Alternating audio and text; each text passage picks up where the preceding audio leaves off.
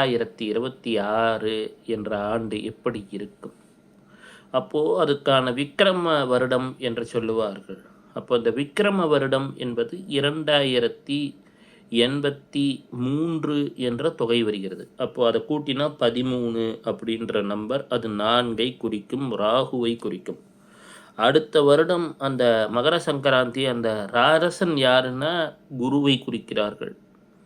அதற்கு மந்திரி சபையிலே செவ்வாயையும் பாதுகாப்பாக சந்திரனையும் குறிக்கிறார்கள். அப்போது அதில் சூரியனுக்கு ஒரு பெரிய முக்கியத்துவம் இல்லை.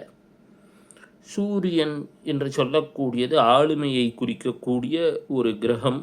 அதன் வீடான சிம்மத்திலே கேது இருக்கிறார்.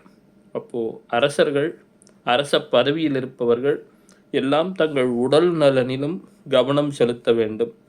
பெரிய அரசியல் பொறுப்பில் இருக்கிறவங்களுக்கெல்லாம் தங்கள் பாதுகாப்பிலும் கவனம் செலுத்த வேண்டும், ஆரோக்கியத்திலும் கவனம் செலுத்த வேண்டும், அரசியலிலும் தக்க வைத்து கொள்ள முயற்சிகளை செய்ய வேண்டும். ஏனென்றால் மாற்றங்களுக்கான வாய்ப்பு உலகெங்கும் அதிகமாக இருக்கலாம். 1. 2, சிம்மத்தில் கேது இருந்தால் அது அவ்வளவு சிறப்பு கிடையாது. ஆஞ்சநேயரது வழிபாடு, ஹனுமனது வழிபாடு தினமும் அனைவரும் ஓம் நமோ ஹனுமதே நமக என்று அவ்வப்போது சொல்லி வரலாம்.